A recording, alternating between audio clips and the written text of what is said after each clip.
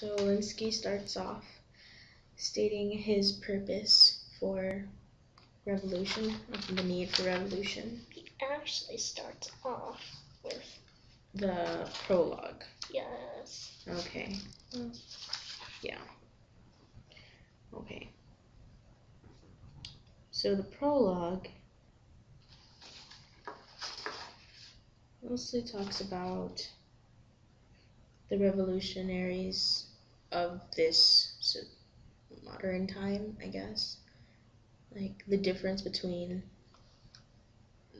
our generation and the older generation, and how that leads to a difference in the way we want revolution, the way we see revolution and change.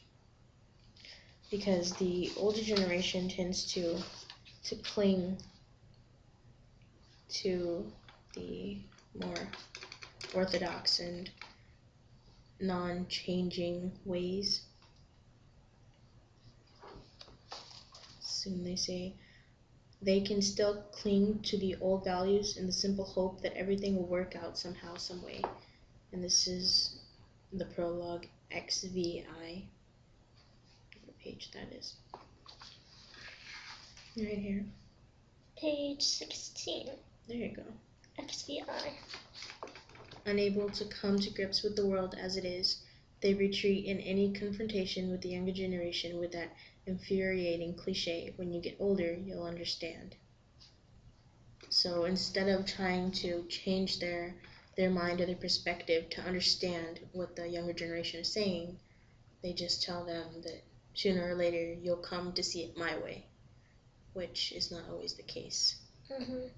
They don't seek to enlighten the younger generation as to the problem or to a correlation with other problems or possible solution as to what they can do. They just say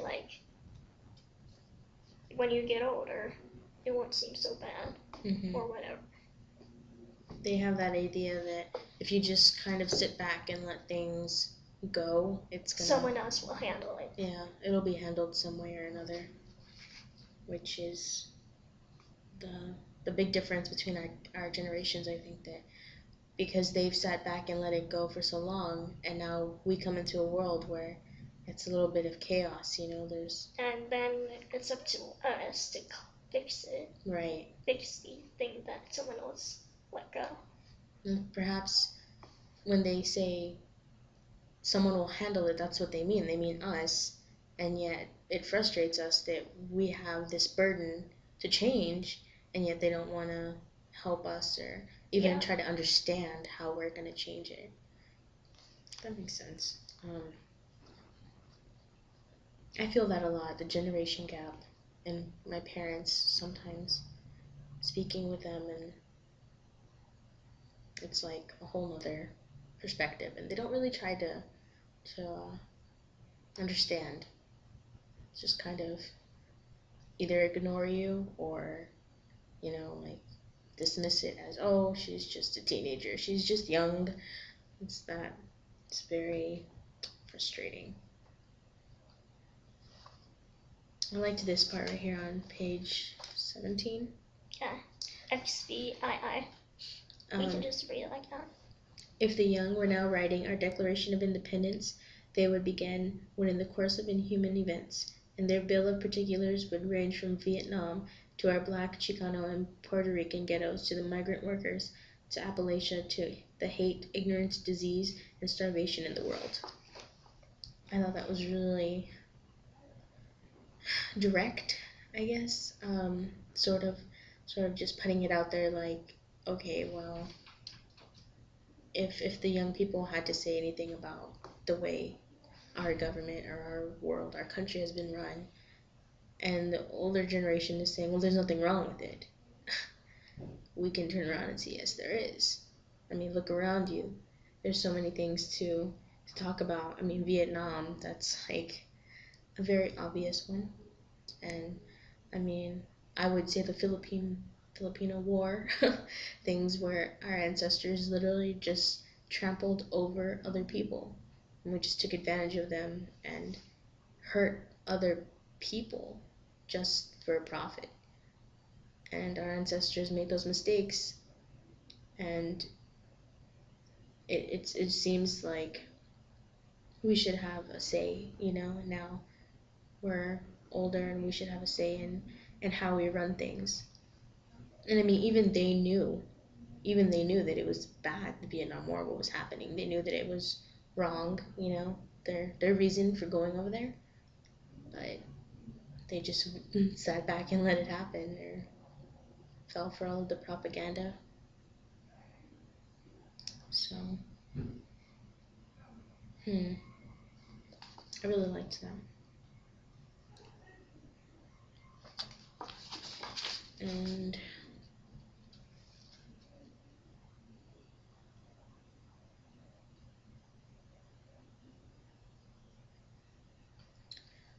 on XVII, he says, first, there are no rules for revolution any more than there are rules for love or rules for happiness. But there are rules for radicals who want to change their world. There are certain central concepts of action in human politics that operate regardless of the scene or the time. So I thought that was interesting that, so there's no rules for revolution. It's just, he compared it to happiness or love. So almost like it's an emotion. It's what you make of it. Right. It's your own interpretation. Something that I didn't really get is on the same page, revolution. We're talking about revolution, not revelation. You can miss the target by shooting too high as well as too low. Right. I didn't really understand what he was trying to say with that. And I didn't really understand how it correlated with the following paragraph. Oh, okay. So we're talking about revolution, not revelation. So revolution is when you change something, and revelation is when you realize something. So when you obtain, so he's basically saying that he's talking about a process, not a goal. Yeah, a process, not a like focus on the process, don't focus on. That is confusing. Can miss the target by shooting too high as well as too low. So start with what is accessible to you, and then work your way out as you gain more ability, more understanding, power, more understanding. Yeah, that makes sense. And like he's saying that revolution is something like love or happiness, so it's like something that you can't really control. Revolution, like you can only like participate in it and seek it. You can participate or not participate, you can decide to be in it or not be in it, but either way it's still there. Like even if you turn your back on someone, you still love them. Sometimes it just is how it is. So even if you don't see it or if you don't experience it yourself, revelation has to happen somehow.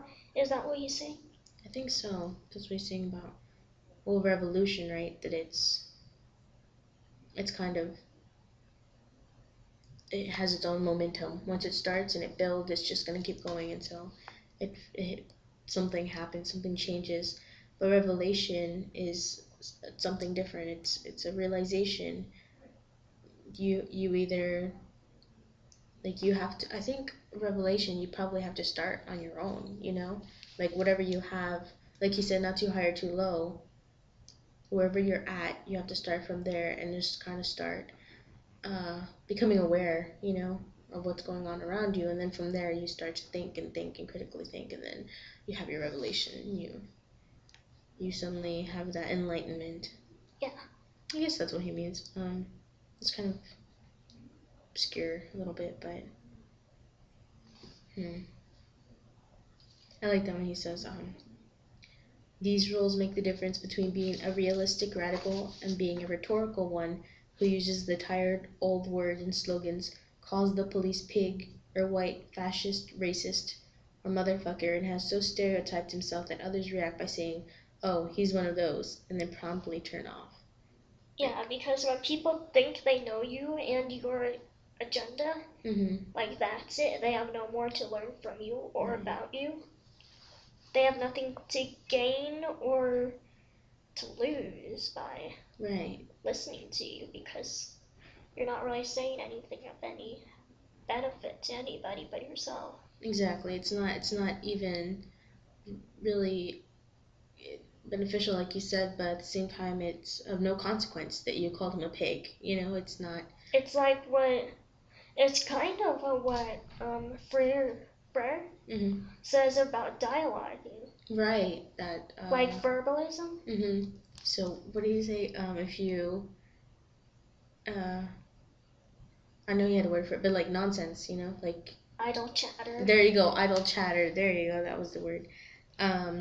It's just you're just talking. There's nothing behind what you're saying, and yeah, exactly, and that's why. And so that's cool that he brings that up too. So he agrees with Frere there that there has to be some kind of purpose behind your whole agenda and opinions. Do you want to go to the purpose now?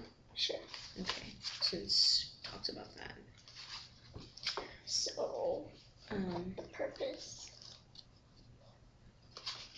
The purpose for revolution.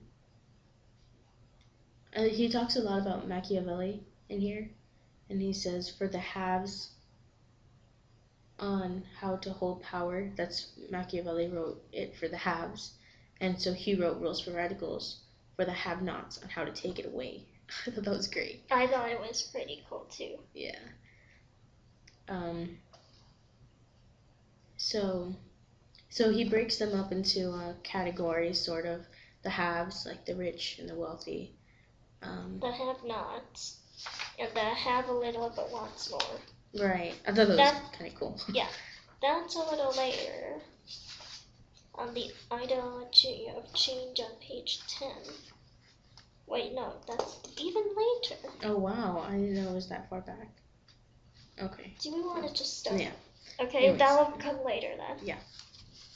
So, one thing that I liked from this, that starts on page 3, is that evolution is simply the term used by non-participants to denote a particular sequence of revolutions as they synthesized into a specific major social change.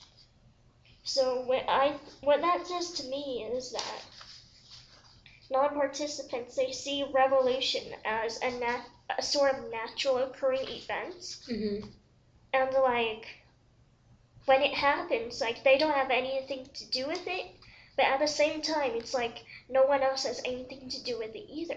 Revolution just happens. Right. They don't view it as having a root, a source, a purpose. And then when the revolution is over and something is obtained or lost, that's the way it should be. That's how they view it. So I like that. Yeah, that was good.